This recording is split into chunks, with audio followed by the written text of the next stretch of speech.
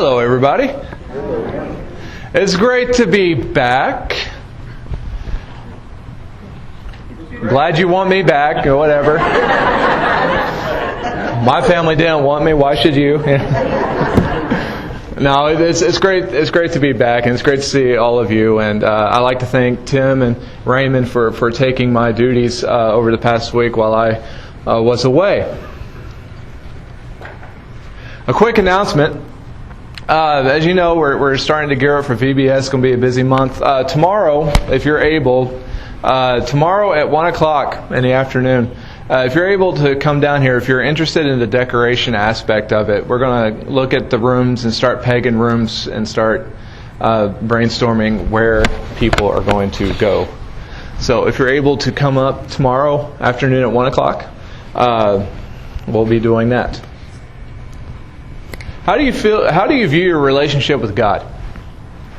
You know, Paul wrote once that the gospel message of Jesus Christ is a stumbling block to the Jews and foolishness to the Gentiles. And you know what? We're almost 2,000 years later, and that's still the going theory for the people in the world. It's foolishness.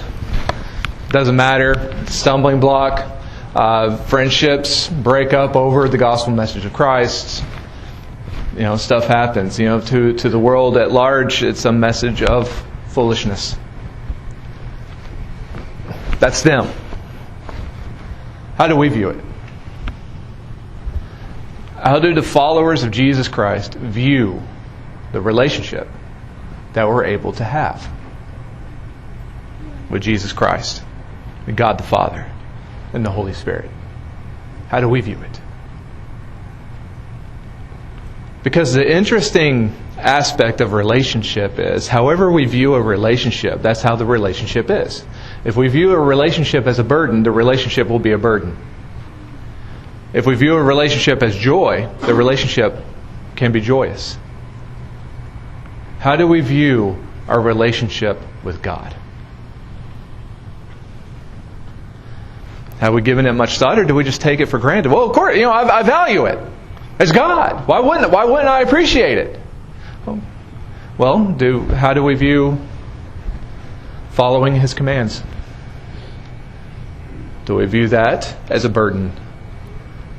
Do we view that as boring, pointless, old-fashioned? How do we view being with one another? Do we view that as a waste of time? Do we view it as a burden? As viewing it like, when we all get to heaven, I'll be over here and the other person will be over there. And we can just avoid each other in eternity.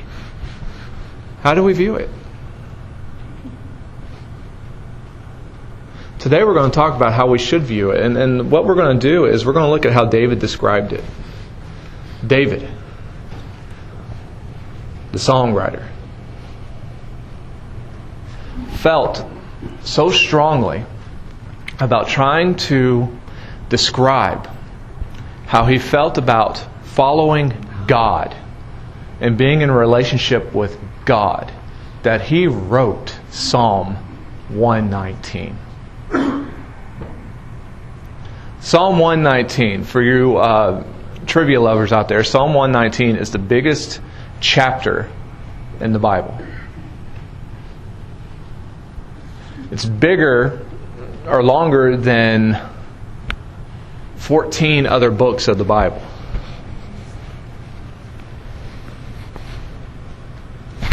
And the theme of Psalm 119 is how the relationship to God and to God's law is something joyful,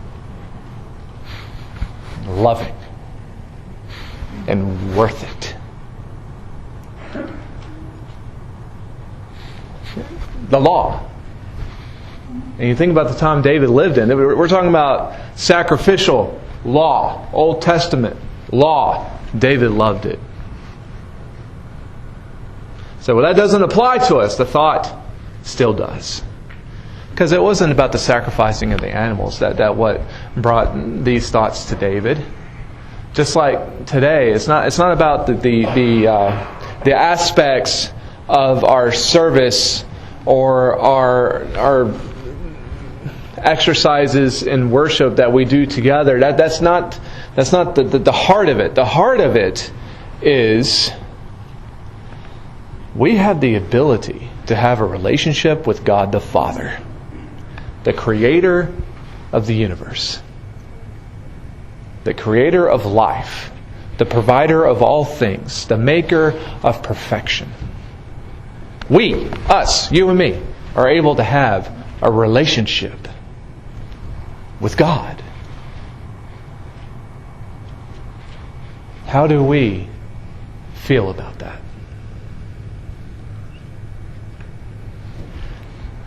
David wrote Psalm 119. If you've never read Psalm 119, it's called an acrostic psalm. And just think about it. If you have ever attempted to write poetry or articles or any, do any sort of creative writing, maybe you can appreciate this. Psalm 119 is an acrostic poem. In other words, every section of this psalm starts with the same letter of the Hebrew alphabet. For example, I did this from, I didn't write this. All those lines are hymn titles. I cheated. But all those are hymn titles. But that's what this psalm is. We just lost it when it got transferred over to English. But every section we go through in this psalm, every line is going to start with the same letter of the Hebrew alphabet. Imagine doing that with English. Sitting there and you're going to write a psalm to God, 8 lines long for every letter of the English alphabet. How much time, how much thinking, how many thesauruses are you going to use in order to write that? What are we going to do when we get to the letter X? But this is what David did. Nobody made him do this. No one. He wanted to do this. And he wanted to put it all out there. This is why I love God. This is why I value, he'll call it God's law. He'll call it God's precepts. He'll call it the teachings. But this is why I love them. Because it gets me closer to God. Brothers and sisters, we live in a world today in which, what does the church need more than anything else? We need Christians who are once again valuing the relationship that we are able to have with God. Amen.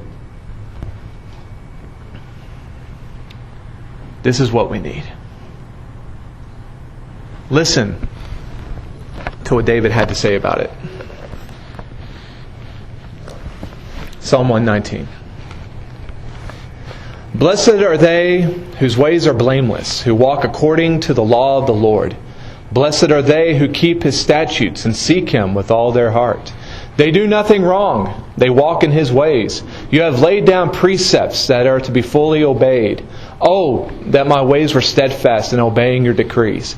Then I would not be put to shame. When I consider all your commands, I will praise you with an upright heart. As I learn your righteous laws, I will obey your decrees. Do not utterly forsake me.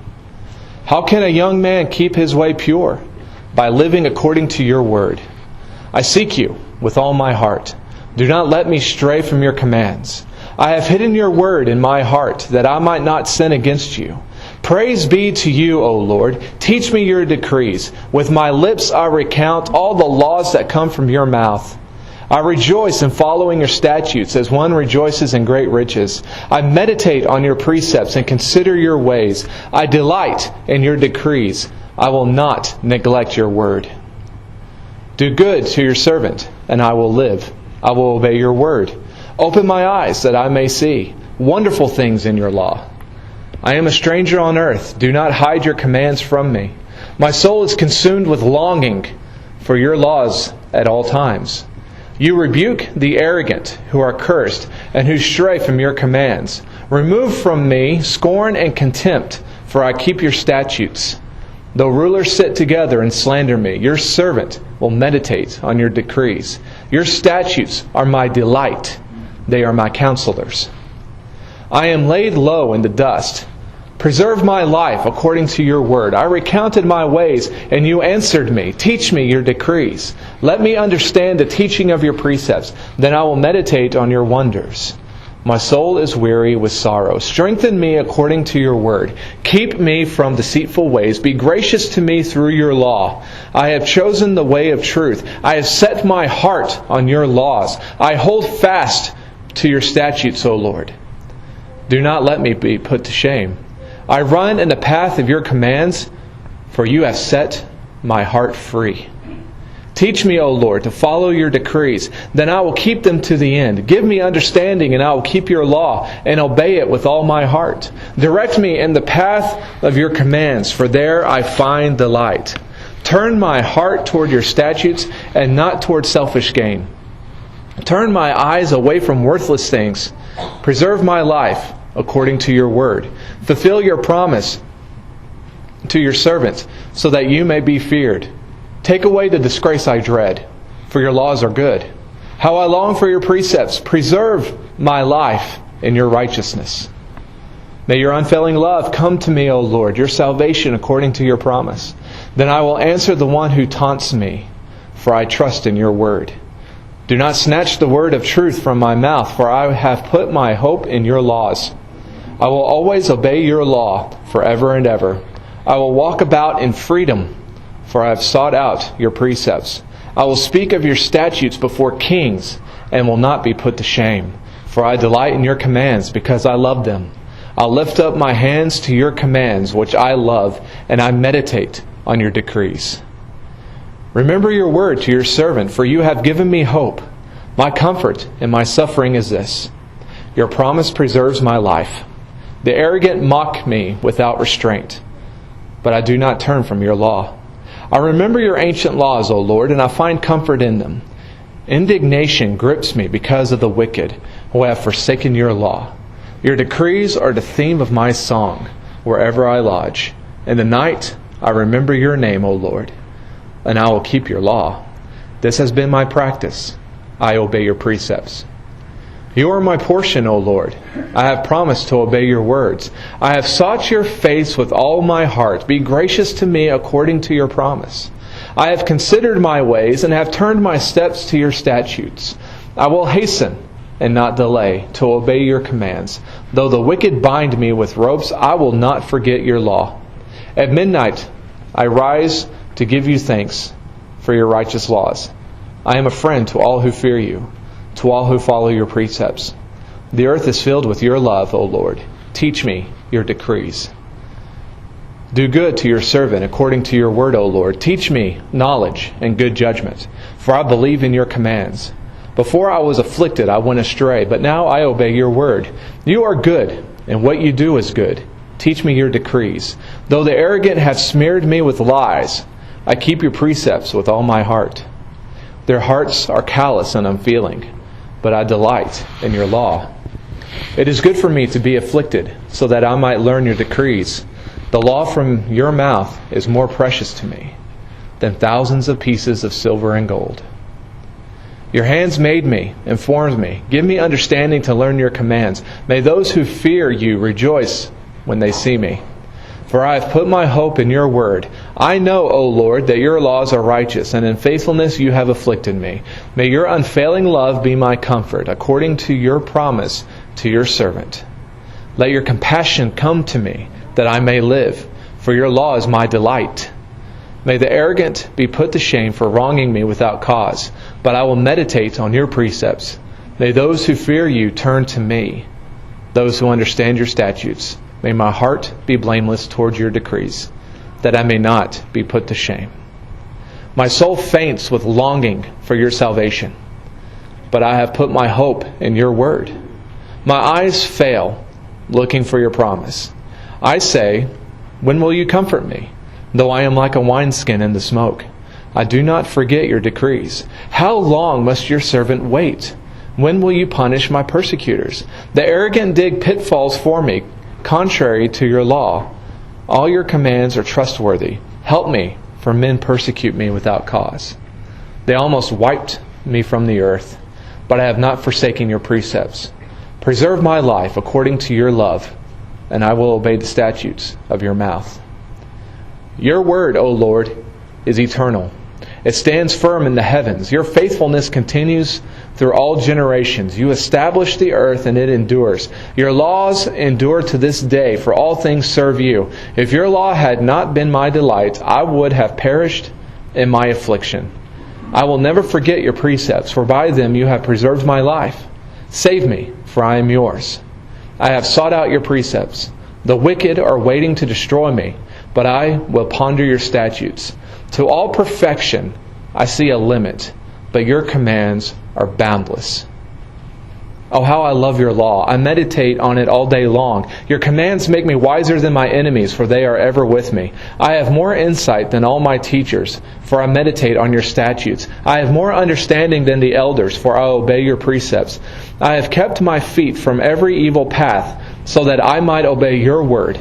I have not departed from your laws, for you yourself have taught me. How sweet are your words to my taste, sweeter than honey to my mouth. I gain understanding from your precepts, therefore I hate every wrong path. Your word is a lamp to my feet and a light for my path. I have taken an oath and confirmed it, that I will follow your righteous laws. I have suffered much. Preserve my life, O Lord, according to your word. Accept, O Lord, the willing praise of my mouth, and teach me your laws. Though I constantly take my life in my hands, I will not forget your law. The wicked have set a snare for me, but I have not strayed from your precepts. Your statutes are my heritage forever. They are the joy of my heart. My heart is set on keeping your decrees to the very end. I hate double-minded men, but I love your law. You are my refuge and my shield. I have put my hope in your word. Away from me, you evildoers, that I may keep the commands of my God. Sustain me according to your promise, and I will live. Do not let my hopes be dashed. Uphold me, and I will be delivered.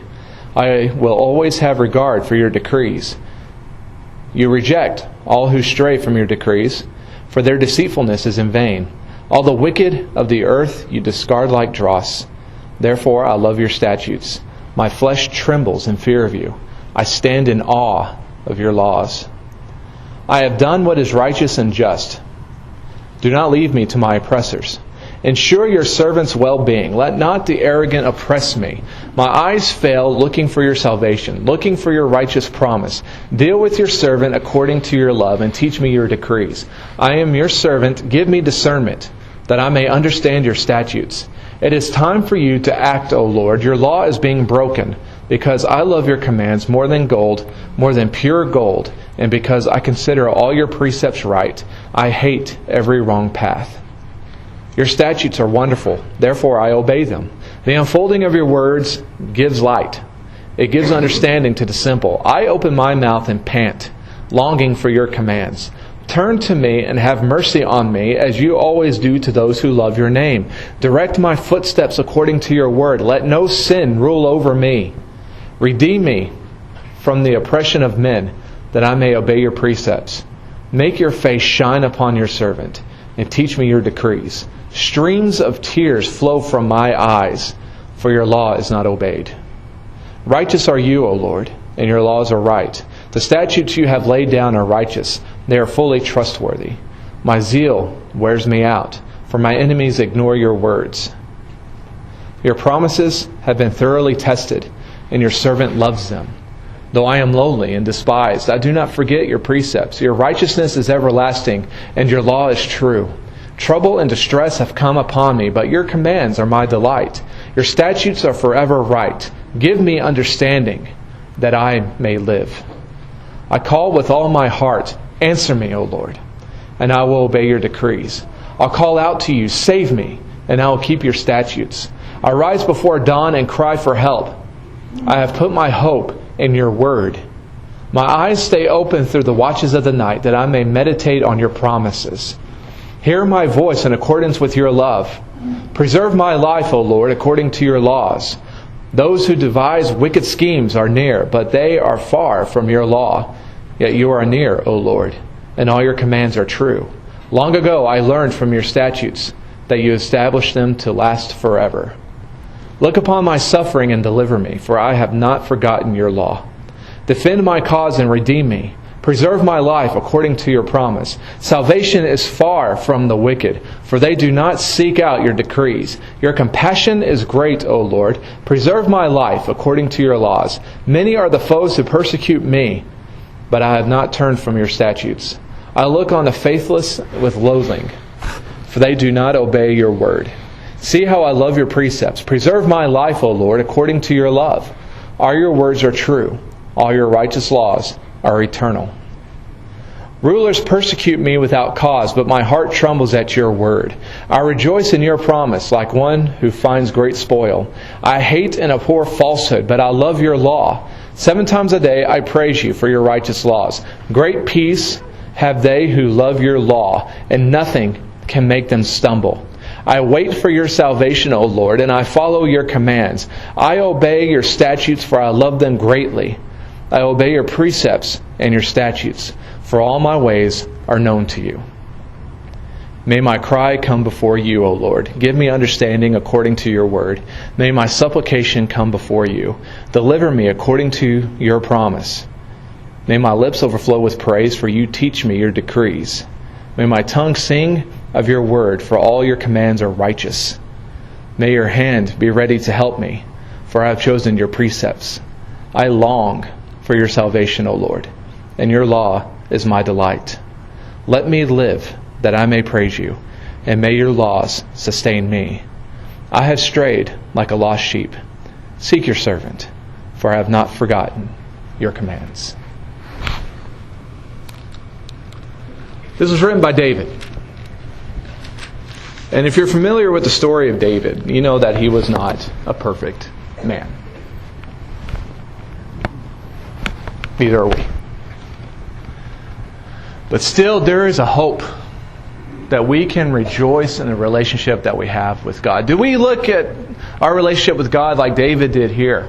He's rejoicing at the law. Why?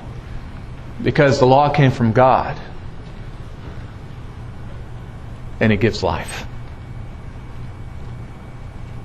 If we are the type of Christians, the world will think what it will. But if we're the type of Christians who believe that the things that God gave us in His Word are somehow restraining, that's the temptation that we get thrown at constantly by the world. You're following an old-fashioned way of living. It's not fun. It's boring. It's old-fashioned. It squashes my rights. It squashes my freedoms. If you want to live truly free lives, you will do whatever you want. No, this is a lie. This is a lie. At the bottom of the barrel of every sin and temptation is a bottomless pit that will tie us up in strong chains and drag us down. As David put it, and as we can still celebrate it today, true freedom, true love, true life, true joy, true salvation, true security, true peace can be found only with God. But again, we still sin. Unfortunately, times come that we make mistakes. And again, David knew that. How can we continue on? It's interesting, during this past week when we were at my in-laws' house, Sherry's parents, we turned on the TV one night and The Money Pit came on. You remember The Money Pit? Yeah. Now, the funny thing, if you're familiar with the movie The Money Pit, the funny thing is that right now my father-in-law is doing some remodeling to his house while we're watching The Money Pit. Yeah. No. He's over here like this. No, he's not. He's doing fine. But if you don't know anything about The Money Pit is about Tom Hanks and Shelley Long. They buy this house at a bargain, and then they go in to try to remodel it, and just one thing leads to another. You have such things as the bathtub falling through the floor, electrical fires, sinkholes in the floor. It's a comedy about a house that is just horrible. And they have to go through this time of remodeling the house to make it better. Along the way, they get into a fight, and they're on the verge of breaking up. One of the last lines in the movie is given by the foreman, Curly. And he says this.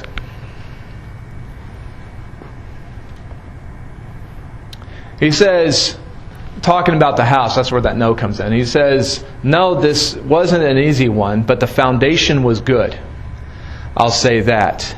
And if that's okay, then everything else can be fixed." We're going to